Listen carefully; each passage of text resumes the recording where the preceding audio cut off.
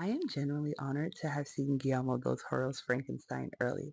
As someone who has followed his work for years, the experience felt not only surreal, but deeply inspiring. I've always admired Mr. del Toro's storytelling.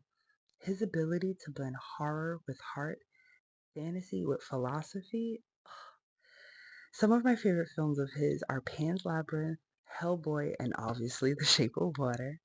But I've also have a deep love for his gender bending blockbuster films like Mimic and Blade 2. What I've always fascinated me about Guillermo del Toro was the way his mind works. The creativity of his brain, the poetry of his nightmares, and his gift of turning the beautifully strange into something universal. He doesn't just direct movies, he breathes life into dreams, the kind that are equally part wonder and fear. So when I learned he was reimagining Frankenstein, I knew not only would it be visually beautiful, but not just an adaptation, it would be a resurrection of the story. And boy, was I right. A haunting, heartfelt reflection of what it truly means to be human. Frankenstein. When we think of the monster, we think green skin, bolts in his neck, cold eyes. But in Mary Shelley's 1818 masterpiece, it was never just about the creature. It was about creation itself, the cost of playing God, born from the heart of Gothic romanticism during the Victoria era. Shelley's tale was charged with the same electricity that once fascinated early scientists. The spark of life, the illusion of control, and the promise of power. It was never just science fiction, it was soul fiction, a mirror of grief, ambition, and the longing over time. Hollywood turned that mirror into a mask. That monster became the idea of fear and stripped the story of its true tragedy and tenderness.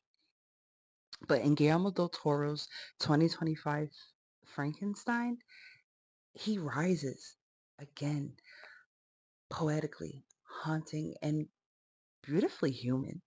A story that speaks not only to the past, but to modern wounds that some of us even face today. The children of neglect, creators chasing a purpose, and souls desperate to be understood. The movie opens with cold, lost Victor on the run from his own creation and his own accountability.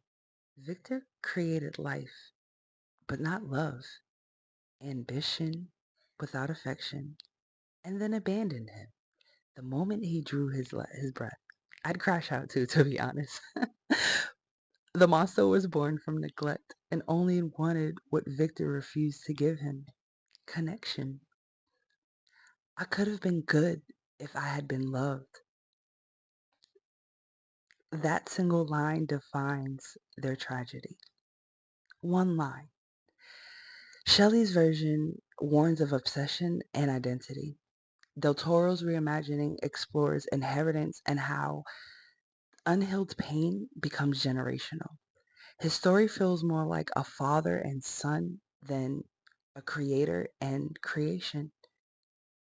In both, love withheld becomes rage reborn, and the monster is never truly evil, only the mirror of his father's failure to nurture what he made.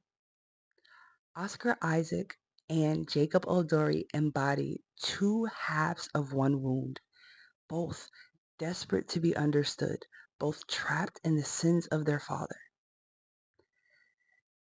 Guillermo del Toro's Frankenstein hits Netflix November 7th, 2025. And if you are in for some cinematic beauty, amazing storytelling, and a monster that you can possibly